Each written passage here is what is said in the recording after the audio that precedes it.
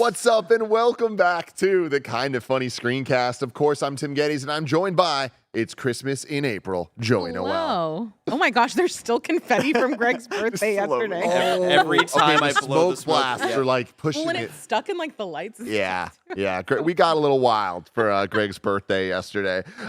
Joining us as well, making his return to the spare bedroom, the Kind of Funny Studios, Andrew Goldfarb. Hello. Is this the first time you've been on? Well, it's my first time on a regular show because I was on the Lost episode of Screencast that we did on Hawkeye, where it got right. Yeah, so I kind of returned, and then Yeah. it was too good, so nobody could see it. Yeah. Exactly. Barrett, how we doing mic-wise? Do I need him to get up on it a little bit closer? more? Do I need to get closer? Yeah, these are like the opposite of like sensitive mics. So Do you want to get in there? Yeah, like Got it. Yes, Okay. exactly. I'll lean all the way forward. Well, it's a pleasure to have you back here because thank you're one of my Marvel boys. I feel like we have Right. our little group chat, Our little thread. talking about MCU stuff all the time. So I'm excited to actually talk to you about something on the show, especially something as big of a deal as the Guardians of the Galaxy Volume 3. Spoiler-free review. Of course, this is us. We're going to try our best to, obviously, not ruin this experience for you. We got to see an early screener of the movie. We will do our proper in review next week, where we, of course, spoil the entire thing, go through the plot, rank it against all the other Guardians movies. Right now, you can go check out our Guardians 1 and 2 rewatch in reviews. Excellent episodes. I definitely recommend you check them out. We had MT from New Rockstars join us for Guardians 1, so that was a lot of fun. But it was really cool, kind of like falling in love with Guardians 1 and 2 again with you guys. Seriously. So definitely go check that out in review on youtube.com/kindafunny or on your favorite podcast service. And just like that, while you're there, please subscribe. Please give all the good ratings, the thumbs up, the 5 stars. Search for Kind of Funny Screencast, and we'll be right there for you on podcast services as well. This is our show where we cover everything in TV, movies, and trailers. So much fun stuff's been coming out. So definitely keep it locked. All our Mandalorian stuff's been there. Check it all out. You already knew about that. Secret Wars coming up. Secret Invasion. We got Secret Invasion coming in. For a second, I was like, is it? June, I want to say. Why do you have Secret in 2 titles? Then we have Twisted Metal in July, Joey. Why is his head so big on the poster? They got a big head, everybody. You can go to patreon.com/kindafunny to get the show ad-free, just like our Patreon producers, Tripod Plus Plus, James Hastings, Casey Andrew, Nathan Lamoth, and Al Tribesman have done. We appreciate all of you so very, very much. Tip of the hat to you, my friends. Today we're brought to you by Rocket Money and Honey, but I'll tell you about those later. I want to get right into it. Guardians of the Galaxy Volume 3 is upon us. I want to know, Andrew Goldfarb, what would you give it on the Kind of Funny scale? 1 to 5, 1 being terrible, 2 being bad, 3 being okay, 4 being great, 5 being amazing. Did you do like a You can do whatever you want to do. Stick to a number, but then you talk it out after that. Okay. 3 feels too low, so on that scale I would go 4. I don't. Well, let me back up and go super top level and just say I'm glad we got this movie, like this version of this movie. Meaning, like, James Gunn was in the press this week, talking about Star-Lord in Infinity War and how he wouldn't and how he wouldn't have done what the Russos did, how he would have handled him differently. And I was doing rewatches of everything, and I watched the beginning of Love and Thunder this week and how the Guardians were in that. And just in general, I think other people don't get these characters the way he clearly does. So I'm very happy we got the James Gunn version of this movie, for sure. But for me, it was it had really, really high points that I liked, but some of the connective tissue between those points didn't quite work for me. So I am really high on it. I do think it's great, but thinking about the stuff that didn't work, I feel like I'm probably realistically in the 3.5 range, even though the highs were really high for me, if that makes sense. Yeah. Joey, what about you? I'm a firm 3 on this one. Whoa. I know. And this movie was always going to have a hard time for me because I love 2 so much. And I know that that's kind of a hot take for people.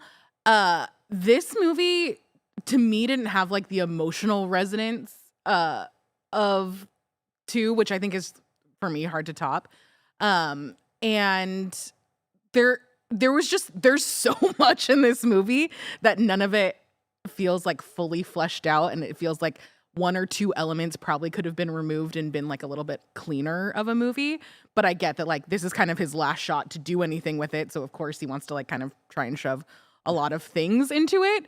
I think also something that I wasn't really expecting was like, there's a lot of like, we know Rocket went through a lot. This has been alluded to in past movies and stuff like that. But the animal stuff in this movie is like kind of a lot and really hard. And like, I don't know that I'll ever watch this movie again. Whoa. I know. And like, I've always said that like animal stuff hits me harder than like people stuff, which is kind of a shitty thing. But No, it's I'm the same boat. Yeah, it's me just, too. it's like really, it was hard for me to watch and I didn't think that I was going to have that like, I was talking to Paula about it last night because she's like vegetarian. She was like, she really liked this movie, but she's like, I don't think I'll ever watch it again because of that same kind of stuff. It's like, that's like a warning if that's like a touchstone for you.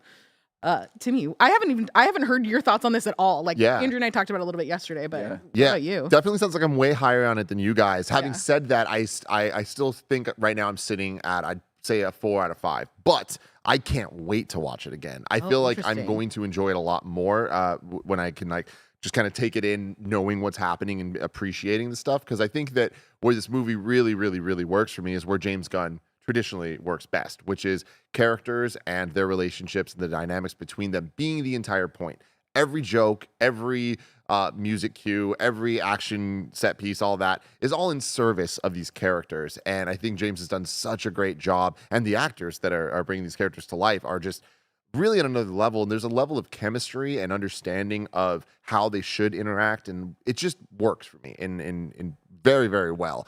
But I think that to some of your points, it's like the story and plot, some things feel a little messy and I don't really clearly understand how they connect, but I think upon a rewatch, I might feel better about it. I feel similarly to this as I did walking out of Guardians 2 for the first time in theaters, where I was like, I liked this, I liked it a lot, but I don't know that it really it had that special thing of being like one of the MCU's best or whatever. But having the hindsight of now knowing how I feel about 2, which I freaking love 2, and every time I rewatch it, I love it more and more. I think that's going to be similar for 3. Interesting. That like I hope so. With 2, like some of the ego stuff was like high concept, and it was like kind of weird. Where upon first viewing, I'm like, it's a lot of CGI nonsense, and then upon rewatches and understanding, it's like, oh, it's not nonsense. It's a lot of CGI stuff, but like it does kind of fit and work better. I think with 3, I'm kind of expecting to get that as well. And I wouldn't be surprised if that 4 goes up to a 5. Now, where I am right now, this is, I think, easily my least favorite of the Guardians movies. Yeah, me too. But I think that it is good enough that the 3 of them together is, I think, probably the best trilogy in the MCU. If you're looking at this up against like Iron Man and Thor and Ant-Man. I mean, like Spider-Man, I think you can make an argument, but Spider-Man and Captain America. Cap, I think for me might top this. It's definitely in the upper tier though, no matter what of these like related sequels for sure. And like it's interesting because like Joey and I were talking about this. Like I rewatched everything with the Guardians in it in the last week. Like I did 1 per night. I did 1 and then 2. I did Infinity War, Endgame, beginning of Love and Thunder, Holiday Special. Like I was like ready. Like I wanted to be fresh. And so it's funny because like this week, watching all of them together is the highest I've been on 2 by like a mile. Like it worked so much better for me this time than it ever has. And I think you're probably right that on a reviewing of this, like maybe things will click into place in that way. Like I think for me, you're totally right, Tim, that like the main thing is the character stuff. I never had any doubt the character stuff would be good. Like, you know, like everybody has moments I really enjoyed. I think like the music for me weirdly let me down, which I never thought I would say, but like the songs themselves are great and all feel good, but they just like there wasn't that like perfect needle drop moment of like this song is perfect for this scene. Like I can pinpoint where they thought they did that, but it didn't hit like that for me. Like this is way too mean of a comparison because I think this is a better movie than Captain Marvel, but it kind of reminded me of I'm Just a Girl and Captain Marvel, where it's like they really wanted that song in, and so they just kind of picked an arbitrary scene and threw it over it. And like I'm very surprised that's how I felt about some of the songs in this. Yeah, interesting. The music to me didn't stand out in a way of like, oh my God, this is so good. But I was not let down, I don't think, by any again, the songs themselves are good. It's just like it was like the way they used them. Just I feel like he's so good at that in the other movies that it just like I don't know. It didn't. Again, maybe in a rewatch because the other thing is like the pacing is really weird. Like it's like a lot happens and it just goes and goes and goes in this movie. So I feel like you said, like taking it in on a second viewing, I think maybe I'll be able to like absorb it a little better. Yeah. I think the first half of this movie is like kind of doesn't stop and is like a wild train ride. And then there's some, I don't know at what point, but it kind of feels like it very abruptly slows down, and the second half of the movie feels really long for me. I don't know if it's just that there was like a lot of maybe comedic beats that didn't hit for me in this movie. I think that there's a lot more of them. So Really? Yeah. I think this is the least jokey Guardians. Oh. Yeah, I would agree with that.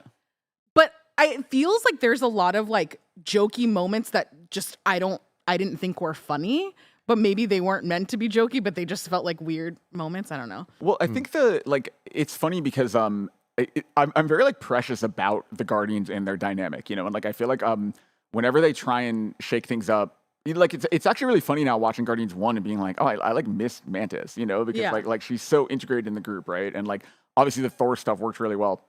I think in this movie, the main crew, all of the humor stuff worked for me, but some of the newer characters, it did not so much, you know, like, and I think that part made it a little imbalanced. I agree with you there, and I think that it's a similar thing. I'm hoping, fingers crossed, that I'm right about this, that that's the comparison to 2 that I'm making, where I feel like in 2, I was like, I don't like Kraglin. I don't like Mantis. There's so many of these new characters, and they're just not working. And then upon rewatches, I'm like, I fucking would die for Kraglin. Yeah. And like, you just kind of like gain this like appreciation and understanding of them. I'm hoping that that's the case for 3, because I am with you where I would say the equivalent characters to Mantis and Kraglin from 2 that are introduced in 3, I'm like, oh, you're my least favorite parts of this movie. And I hope that it's just because I'm missing something that upon rewatches I'll be like, oh, I get this and it fits into place for me. Yeah, I think for me, I feel like we need more like diversity of comedy in this movie, because I feel like we get a lot of like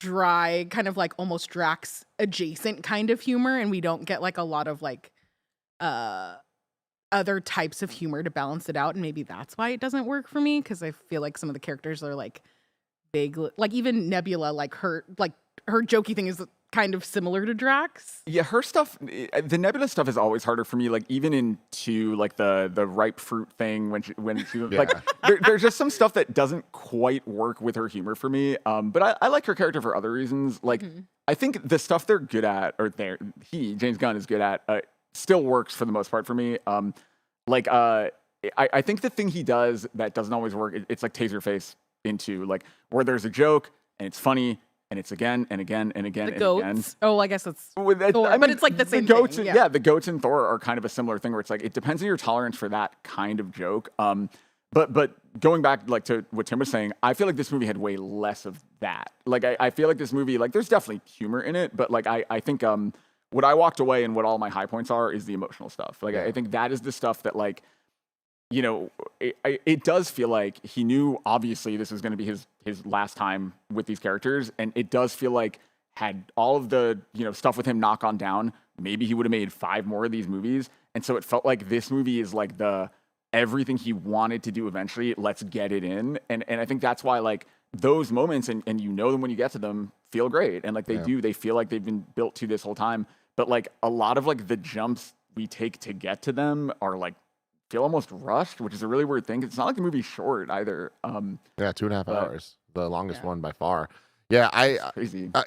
All that stuff's really interesting. I think that the emotional core of this movie, I mean, it wrecked me. Like I cried multiple times in this movie, and it like wasn't a little bit. It was ugly crying, and it's like a lot of the things are not for the reasons you'd expect, or some of them are for the reasons you expect, but they keep you on your toes of just like, this is an emotional ass movie, and some of the emotion can just be like, just by what you're just seeing on the screen. Someone's not even necessarily talking or like whatever. It's just like we understand the weight of what is happening because it's so well built up and presented. And, you know, you talking about the taser face and all that stuff, jokes. For me, it's like if you're going to have these bits that come back, the punchline needs to be stronger than everything that came before it. And I think that James Gunn, when that hits, oh my God, it hits. Yeah. When it misses, you're like, oh man, there was a lot to build to that and it wasn't really worth it.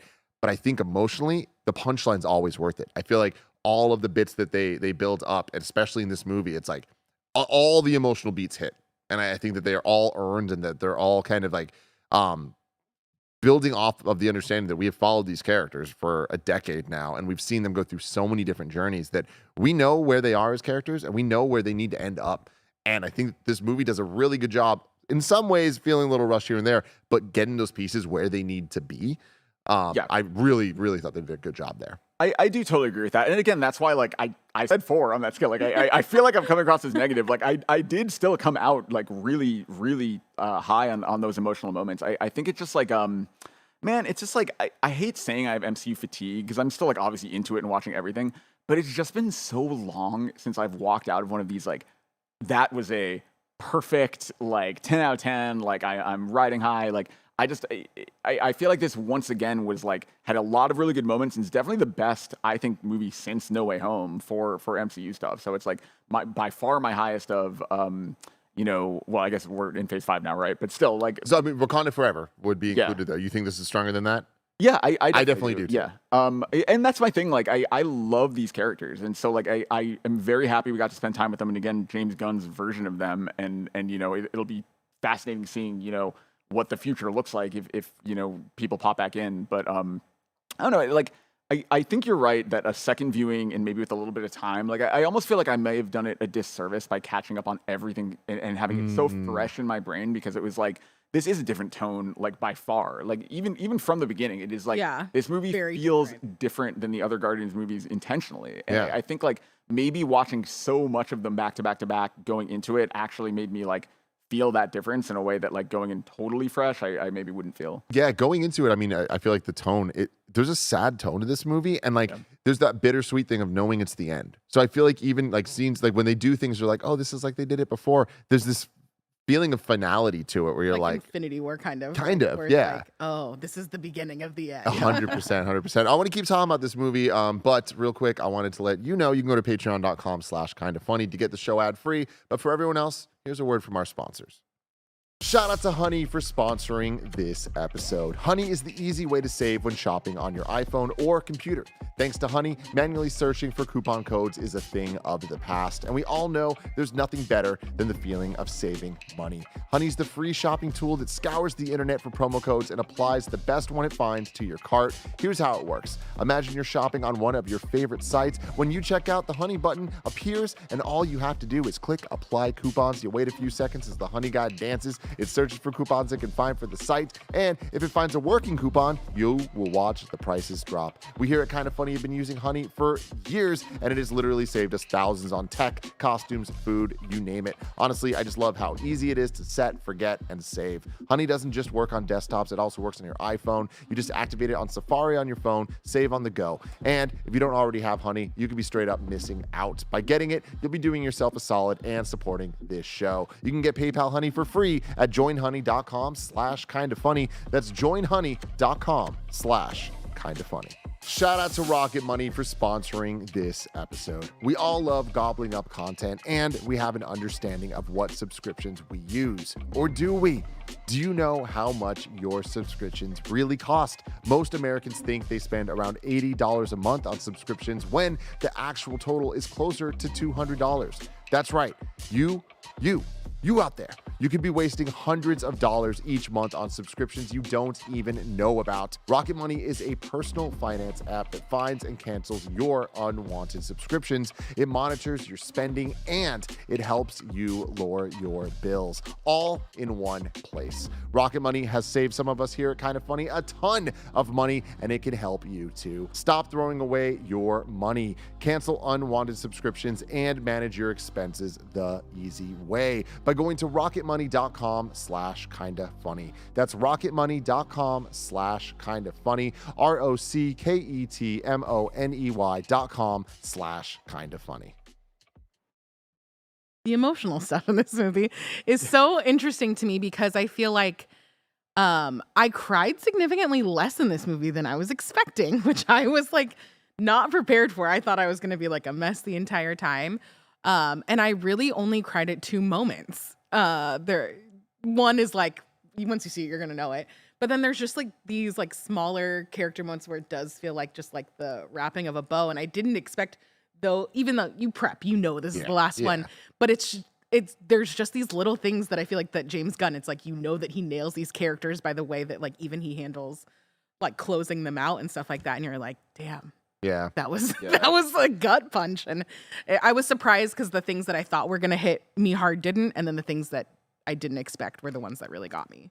I had a few. I definitely had a couple like actual like tear moments, but I had like much more, like half a dozen like lump in my throat moments too. Like I just really care about them, man. Yeah. Like it's like more than I think I even realized. Like they are this just like cute dysfunctional family, you know. And it's like there are just these moments where I was just like, I don't know, it's like fun having the band together still, you know. Like I think those parts really worked for me. But I mean, when we sat down, you said that you were like, sorry if I cry the whole time or whatever. And it's like, I think it's better to go into it just wanting another Guardians adventure. And like, if that's what you want out of it, I think it's great. I think like, expecting it to be like an end game movie or something like, cause there are great payoffs and everything, but like, it's not going to be that, you know, it is still a Guardians movie. Like it is never going to be this like big epic thing. And I think like letting go of that and just kind of enjoying them being together made me pretty high on it. I'm surprised at like the little in between moments that I'm thinking about today, and I'm like, why was that even in the movie? Like I feel like there's stuff that you could just straight up cut out, and it would maybe even make those emotional beats stronger or hit a little harder. Yeah. Yeah, it's again hard to talk about without spoiling stuff. But I will say I'm, as a MCU fan, in a very similar position that I think all of us are in when it comes to the fatigue of it all, or just like really just wanting some wins. You know what I mean? Like really wanting to see some stuff and be like, okay, they're nailing this, whatever. I do think that they nailed this as a Guardians movie, as the end of this trilogy. Its placement in Phase 5 and with where we're at, like I'm really satisfied. And I think the most important thing for me is like the way this movie ends, where things are at, and what I can expect in the future. I'm like, I could not have asked for a better situation in my mind. Of like, they really did a good job of having this Guardians 3 fit in every way that it needed to, I think, plot-wise and character-wise, for the MCU as a whole, for the Guardians trilogy as a whole, James Gunn, for these characters. It's like, they just they did the thing. Like, I feel like they really nailed the assignment that they had going for them.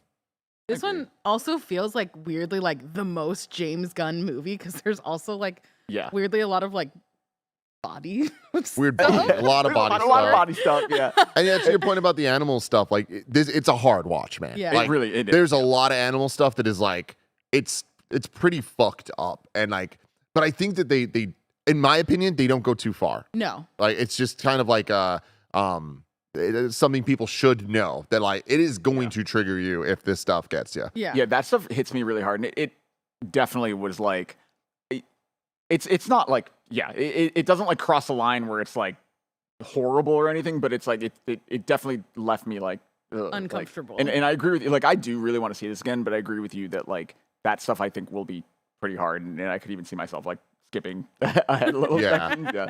I'm interested in talking about the villain. I'm really interested in talking it in a more spoiler capacity, because I think there's a lot to talk about. But I will say I was very surprised with the level of evil they allowed for him to be. I feel like this is a MCU villain that we haven't seen before. And I think, again, not going to say too much here, but I just think that like this is one of those ones that is a standout to me for very, very, very different reasons than other villains are usually talked about in any of the MCU movies. That's so interesting, because I was kind of like, about the villain stuff. I think it's a very God, I'm being very careful. It's an interesting balance where I think the MCU is like mostly bad at villains. Like I think they're more like bad villains than good ones, probably. Like if you really break it down.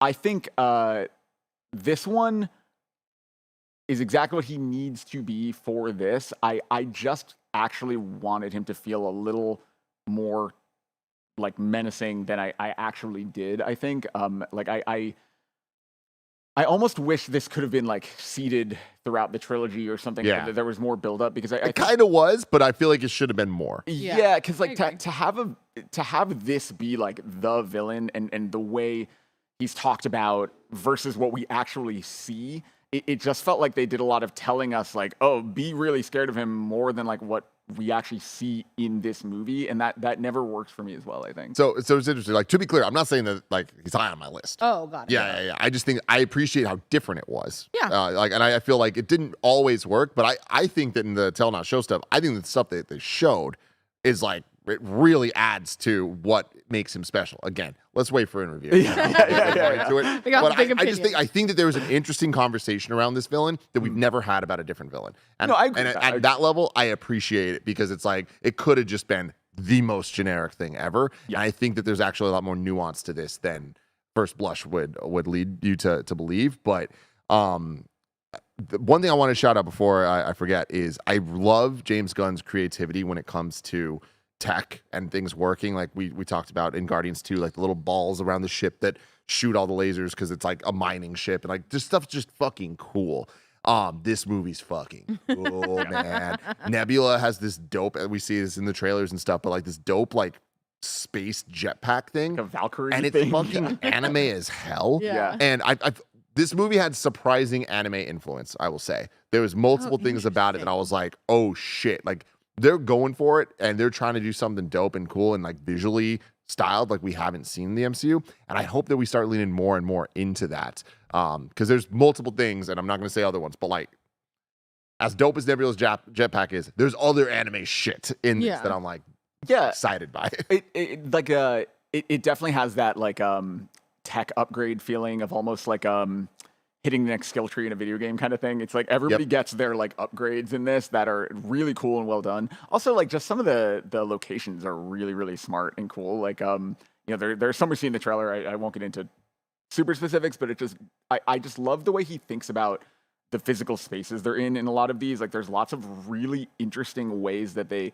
use these spaces, and they're all like, the major place where like the back Stuff half of the happens. movie like stuff happens in is very different than like the first place you go. And like I really like that just diversity of feeling. Like it still feels like that Guardians thing of going to weird places that are like befitting the weird action that happens in them. So I think that part of it still feels like very true to what the rest of the movies have been. And they still feel distinctly different than places that we visited in Guardians 1 and 2. Like, for sure. It doesn't feel like we're retreading on different Guardians and MCU kind of places. It's also like, I really liked the Guardians game, and there little things here and there. Obviously, it's just what it is. Like, I'm not saying they like took from one another or anything, but it is really cool seeing how ideas that are kind of present in that as a James Gunn thing feel so distinct in such a good way. And I just love that they can coexist in the same way the comics can too. Like there were, because I don't know anything about the Guardians. Like everything I knew came from seeing this movie when it came out in 2014 or whatever. And so going into the game, my only touchstone was, the movies. Yeah. And so this was the first time I've had the opposite of that, where there were a few things I was like, oh, like this is kind of like what we saw in the game. And I liked that it was like a totally different interpretation. Like I think that works really, really well. Yeah, absolutely. I don't feel like there's too much more we can say without getting into spoiler territory. So let us know in the comments below how excited you are for Guardians 3. Remember, in reviews happening next week where we'll be able to just fully unleash and talk about all of our thoughts on this movie and comparing it to all the other ones. Should be a fantastic, great time for everybody involved. Like I said, I can't wait to watch this movie again. I think I have tickets for Thursday, so I'm hoping to see it again before in review. So hopefully I'll have even more fresh take on it for you then. Goldfarb, thank you for joining us. Where can people find you? I'm just Garfep on Twitter is the easiest place. I mean, for as long as Twitter is still around, I guess. Yeah. And it was a Blue Sky invite, hit me up. Yeah. There you go. But yeah, for now, that's the best place to find me. Yeah, definitely. Until next time, have a marvelous day.